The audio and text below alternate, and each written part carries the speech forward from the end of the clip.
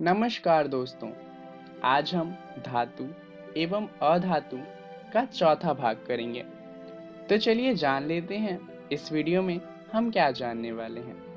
इस वीडियो में हम सबसे पहले बात करेंगे कि धातुएं एवं अधातुएं आपस में कैसे अभिक्रिया करती हैं। उसके बाद हम जानेंगे आयनिक यौगिकों के गुणधर्म के बारे में और अंत में हम बात करेंगे कि धातुओं की प्राप्ति कैसे होती है।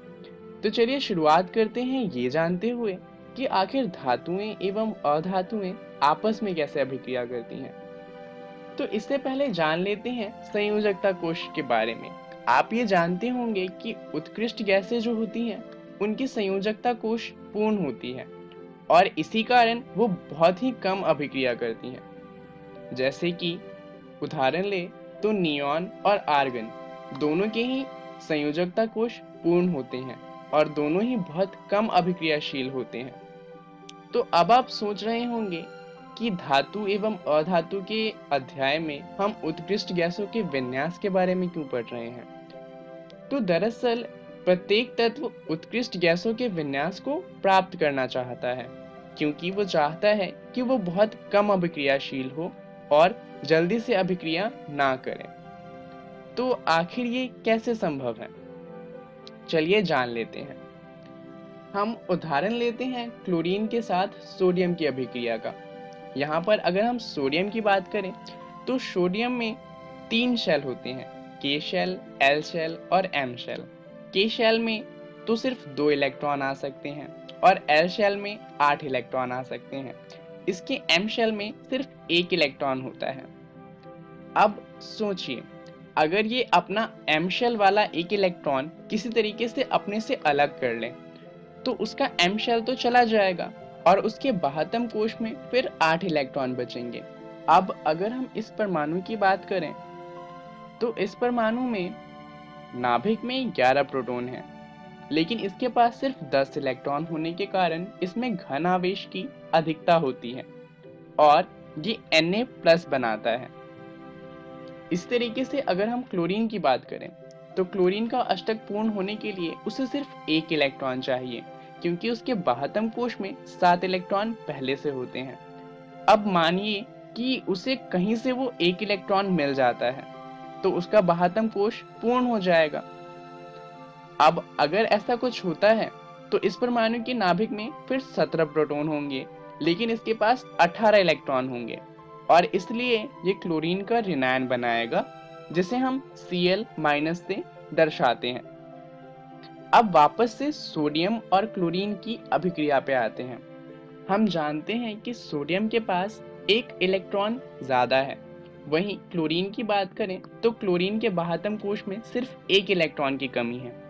अब मान लीजिए अगर सोडियम अपना ये एक्स्ट्रा इलेक्ट्रॉन क्लोरीन को दे दें तो उससे क्या होगा, सोडियम प्लस बनाएगा और क्लोरीन माइनस, और दोनों आपस में एक दूसरे को आकर्षित करेंगे। तो विपरीत आवेश होने के कारण सोडियम तथा क्लोरीन आयन परस्पर आकर्षित होंगे। ये दोनों ही एक मजबूत स्थिर वैद्युत बल में बंधकर सोडियम क्लोराइड के रूप में उपस्थित रहेंगे। इस तरह के जो यौगिक होते हैं ये आयनिक यौगिक कहलाते हैं, या फिर हम इन्हें वैद्युत यौगिक भी कहते हैं। तो चलिए इन यौगिकों के गुणधर्म की बात करते हैं।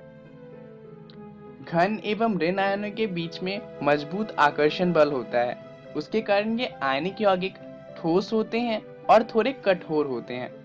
उदाहरण के लिए सोडियम क्लोराइड और सिल्वर क्लोराइड आयनिक यौगिक हैं। ये यौगिक सामान्यतः भंगुर होते हैं और दाब डालने पर टुकड़ों में टूट जाते हैं, धातुओं की तरह खिंचते नहीं हैं।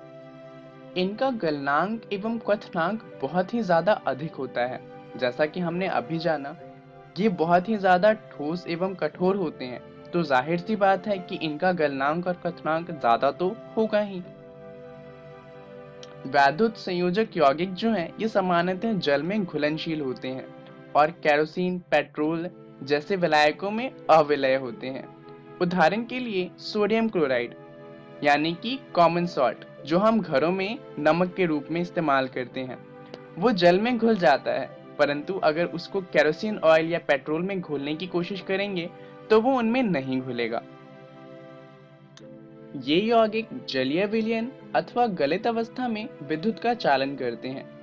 ठोस अवस्था में आयनिक यौगिक विद्युत के कुचालक होते हैं। तो चलिए अब बात करते हैं धातुओं की प्राप्ति के बारे में। पृथ्वी की भूपर्पटी धातुओं का मुख्य स्रोत है। प्राकृतिक रूप में भूपर्पटी में पाए जाने वाले तत्वों या यौगिकों को खनिज कहा जाता है। खनिज के उदाहरण हैं लाइमस्टोन, मैग्नीसाइट, डोलामाइट इत्यादि।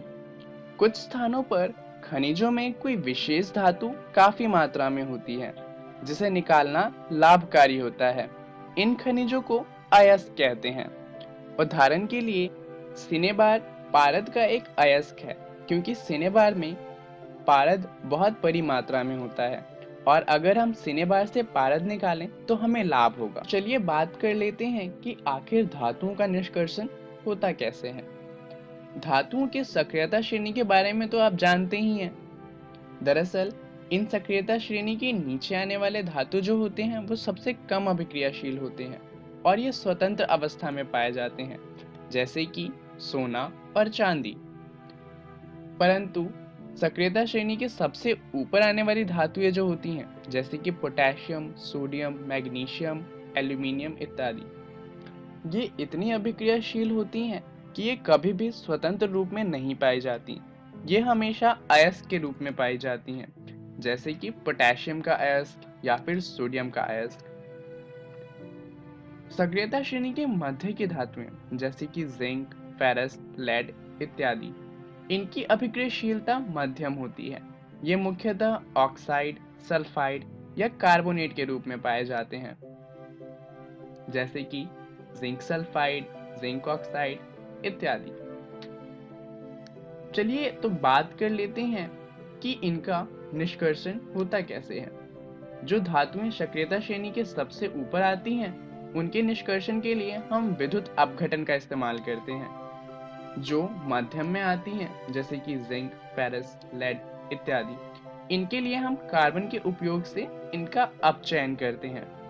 सक्रियता श्रेणी के सबसे नीचे आने वाले तत्व जैसे कि सिल्वर और गोल्ड, तो इनकी बात करें तो ये प्राकृतिक अवस्था में ही उपस्थित होती हैं। इनके निष्कर्षण के लिए हमें कोई अलग से रासायनिक प्रक्रिया नहीं करनी पड़ती। तो चलिए जान लेते हैं इस वीडियो में हमने क्या सीखा। इस वीडियो में हमने बात करी कि धातुएं एवं अधातुएं आपस में कैसे अभिक्रिया करती हैं। उसके बाद हमने जाना आयनिक यौगिकों के गुणधर्म के बारे में और उसके बाद हमने जाना धातुओं की प्राप्ति के बारे में।